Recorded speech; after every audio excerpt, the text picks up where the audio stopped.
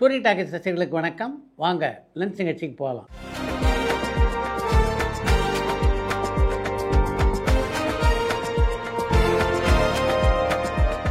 என்னம்மா முதல் கேள்வி?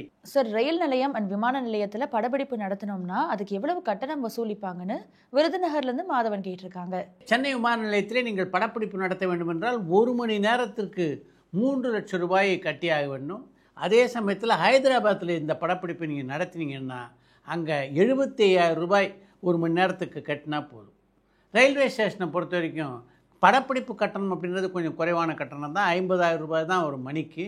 ஆனால் அவர்களுக்கு முன்பணமாக பெருந்தொகையை நீங்கள் பேங்க் கேரண்டியாக கொடுக்கணும். கேங்கஸ் படத்தினுடைய ட்ரெய்லர் பார்க்கும்பொழுது வடிவேலு சார் கம்பேக் கொடுக்கறதுக்கு ஒரு சரியான படம்னு தோணுது. இதை பற்றின உங்களுடைய கருத்து என்ன? விருகம்பாக்கம்லேருந்து சுரேஷ் கேட்டிருக்காங்க. கேங்கஸ் திரைப்படத்தினுடைய ட்ரெய்லர் எப்படிப்பட்ட ஒரு பாதிப்பை உங்கள் மத்தியில் ஏற்படுத்தியிருக்கிறதோ அப்படிப்பட்ட ஒரு பாதிப்பை தான் தமிழ் சினிமா உலகிலும் ஏற்படுத்தியிருக்கிறது. அந்த ட்ரெய்லரை பார்த்த எல்லா விநியோகஸ்தர்களுமே நிச்சயமாக வடிவேலு மீண்டும் ஒரு ரவுண்டு வருவதற்கான வாய்ப்புகள் பிரகாசமாக இருப்பதாகத்தான் நினைக்கிறார்கள். சார், நீங்கள் தயாரித்த மண் வாசனை அண்ட் ஜல்லிக்கட்டு ஆகிய திரைப்படங்களை எந்த ஓடிடி தளத்தில் பார்க்க முடியும்னு குவைத்லேருந்து அமிர்தேஸ்வரன் கேட்டிருக்காங்க.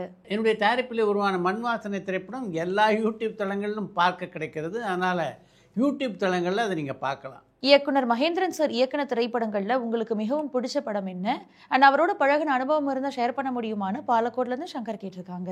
மகேந்திரனுடைய படைப்புகளில் முள்ளும் மலரும், நெஞ்சத்தை கிள்ளாதே, ஜானி போன்ற பல படங்கள் எனக்கு பிடிக்கும். அப்படின்னாலும் என்னை பெரிதும் கவர்ந்த படம்னா அது அவரது இயக்கத்தில் உருவான உதிரிப்பூக்கள் படம் தான். இசையமைப்பாளர் இளையராஜா சாரனுடைய பேட்டியை எப்போ நம்ம சேனலில் எதிர்பார்க்கலாம்னா ஆர்னிலேருந்து பாபு கேட்டிருக்காங்க.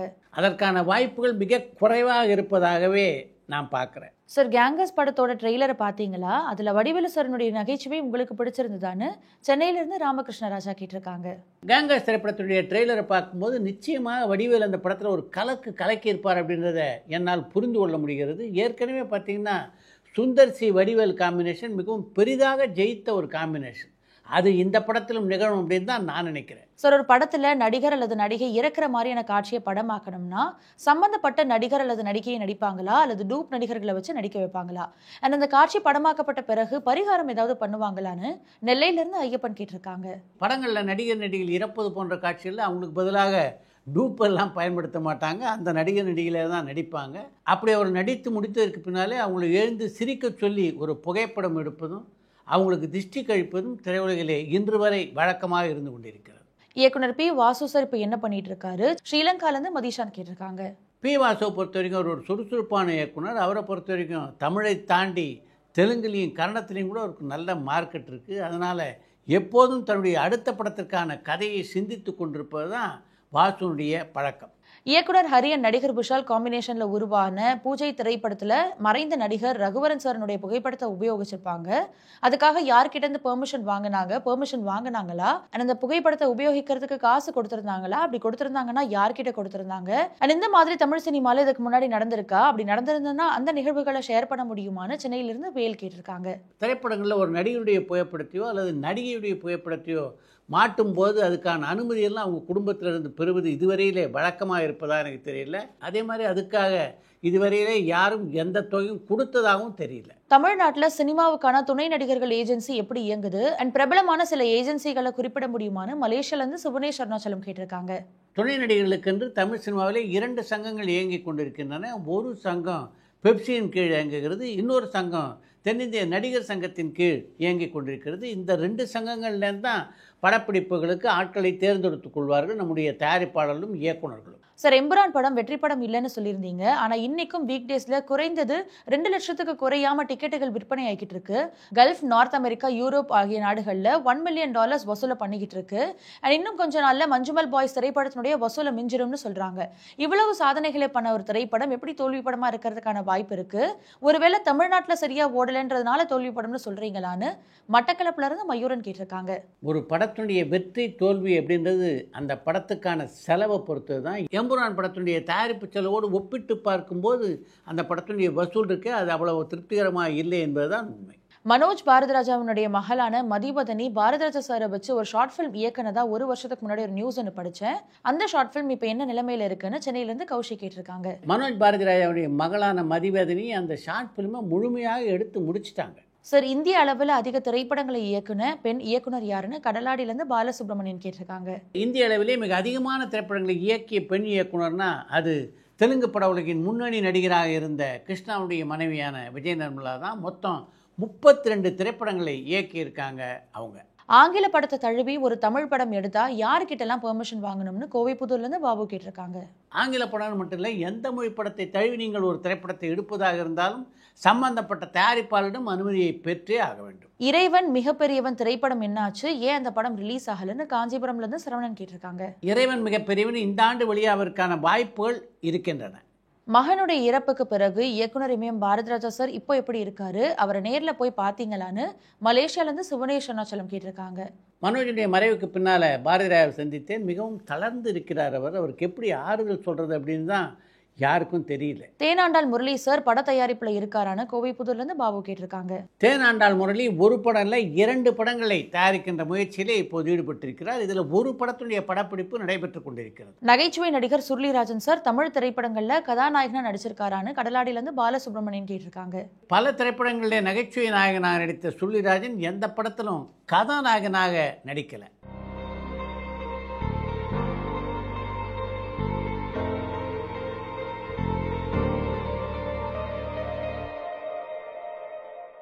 ஆயிரத்தி 1950களில் இந்திய நீதிமன்றங்கள்ல ஜூரி முறை பின்பற்றப்பட்டுச்சு. ஆனா நீதிக்கு பின் பாசம், பராசக்தி ஆகிய திரைப்படங்கள்ல வழக்கறிஞர்கள் நீதிபதிகள் மட்டும் தான் காண்பிக்கப்பட்டாங்க, ஜூரிகள் காண்பிக்கப்படலை. இதுக்கான காரணம் என்ன? இது படைப்பு சுதந்திரமா அல்லது எழுத்தாளர் இயக்குனருடைய தவறான கோயம்புத்தூர்ல இருந்து அஜய் கேட்டிருக்காங்க.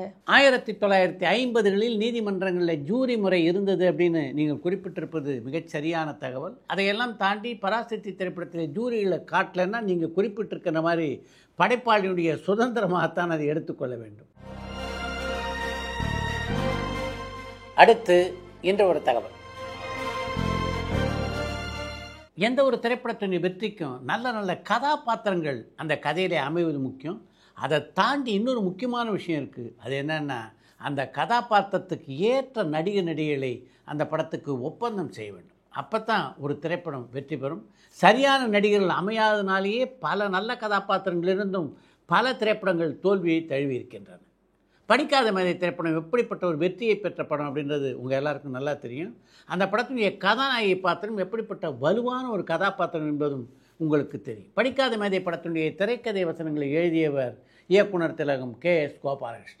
அந்த படத்திற்கான திரைக்கதையையும் வசனத்தையும் எழுதும்போதே அந்த படத்தினுடைய கதாநாயகியாக சவுகார் ஜானி நடித்தால் மட்டுமே அந்த படம் சிறப்பாக அமையும் என்று தீர்மானித்து விட்டார் KS கோபாலகிருஷ்ணன். ஆனால் படக்குழுவினருடைய எண்ணம் வேறு மாதிரியாக இருந்தது. அதனால் அந்த படத்தினுடைய தயாரிப்பாளரான பாலா மூவிஸ் கிருஷ்ணசாமி கிட்ட இந்த கதாபாத்திரத்துக்கு அது ரொம்ப வித்தியாசமான கதாபாத்திரம், அன்பு, பாசம், பண்பு எல்லாம் கொண்ட ஒரு கதாபாத்திரம். இந்த கதாபாத்திரத்தில் சவுகார் ஜானகி நடித்தா மட்டும்தான் நல்லாயிருக்கும். அதனால் வேறு எந்த கதாநாயகியும் தயவு செய்து ஒப்பந்தம் செய்து விடார்கள் என்று சொன்னார் KS கோபாலகிருஷ்ணன். பட தயாரிப்பாளரான கிருஷ்ணசாமி சரி சரி என்று தலையாட்டி கோபாலகிருஷ்ணன் சொன்னதை கேட்டுக்கொண்டாரே தவிர அதை நிறைவேற்றுகின்ற எண்ணம் அவரிடம் இருப்பதாக கோபாலகிருஷ்ணனுக்கு தெரியல. ஏன்னா அந்த படத்திலே கதாநாயகி நடிப்பதற்கு அந்த படக்குழுவினர் வேறு வேறு நடிகைகளை தேர்ந்தெடுத்து வைத்திருந்தார்கள். சரோஜா தேவி, பத்மினி, சாவித்ரி இவர்களில் யாராவது ஒருவரை போடலாம் என்பதுதான் அவருடைய எண்ணமாக இருந்தது. இவங்களில் யாரை போட்டால் இந்த படத்துக்கு வசனமே எழுதுறதில்லை அப்படின்ற முடிவோடு இருந்தவர் தான் KS கோபாலகிருஷ்ணன். அப்படிப்பட்ட அவருடைய அந்த முடிவு நிறைவேற்றப்பட்டு அந்த படத்தில் சவுகார் ஜானகி இடம்பெற்றார் என்றால் அதுக்கு இன்னொரு முக்கியமான காரணம் நடிகர் திலகம் சிவாஜி. அவர்கிட்ட அந்த படத்தினுடைய தயாரிப்பாளர் இந்த படத்திலே கதாநாயகன் நடிப்பதற்கு சரோஜா தேவி, சாவித்ரி, பத்மினியுடைய பெயரை படக்குழுவினர் எல்லோருமே சிபாரிசு செய்கிறார்கள். உங்களுடைய சாய்ஸ் என்ன என்று கேட்டிருக்கிறார். இந்த கதாபாத்திரத்திலே சவுகார் ஜானகி நடித்தா மட்டும்தான் இந்த கதாபாத்திரம் சிறப்பாக அமையும் என்று KS கோபாலகிருஷ்ணன் என்ன மாதிரியான ஒரு கருத்தை கொண்டிருந்தாரோ அதே கருத்தை வெளிப்படுத்தியவர் சிவாஜி. அதன் காரணமாக தான் அந்த படத்திலே சவுகார் ஜானகி இடம்பெற்றார். அந்த படம் வெற்றி பெறவும் அவர் காரணமாக அமைந்தார். அடுத்த சாய் விசித்ரா நிகழ்ச்சியிலே பங்கு பெறுகின்ற விருந்தினர் ஒளிப்பதிவாளர் R. ரத்தினவேல்.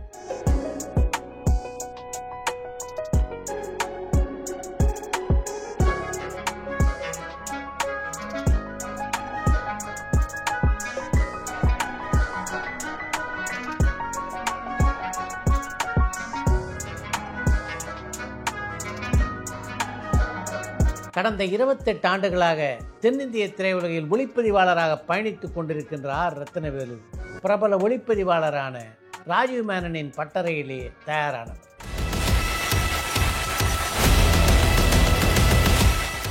ஒளிப்பதிவாளராக அறிமுகமான ஆரம்ப கட்டத்திலேயே சேது, நந்தா ஆகிய 2 திரைப்படங்களில் இயக்குனர் பாலாவோடு இணைந்து பணியாற்றுகின்ற வாய்ப்பினை பெற்ற இவர் பாலாவின் மிக நெருங்கிய நண்பர். ரஜினி, கமல், விக்ரம், விஜய், சூர்யா, ஜெயம் ரவி, சிரஞ்சீவி, ஜூனியர் NTR, மகேஷ் பாபு, அல்லு அர்ஜுன், ராம் சரண் போன்ற பல முக்கியமான கதாநாயகர்களோடு இணைந்து தமிழிலும் தெலுங்கிலும் பணியாற்றுகிற வாய்ப்பினை பெற்ற ஆர் ரத்னவேலு தன்னுடைய அனுபவங்கள் பலவற்றை இந்த நேர்காணலிலே பகிர்ந்து கொண்டிருக்கிறார்.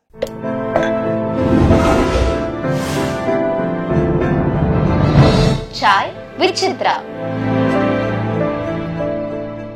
ஒளிப்பதிவாளர் ஆகணும் அப்படின்ற ஆசையை உங்க மனசுல தூண்டியது யார்? ஐ கேம் ஃப்ரம் அ நான் cinema background. So 12th standard படிக்கும்போது என்னோட ஃப்ரெண்டு ஸ்ரீனிவாசன் சொல்லிட்டு இப்போ சவுண்ட் இன்ஜினியராக இருக்கார்.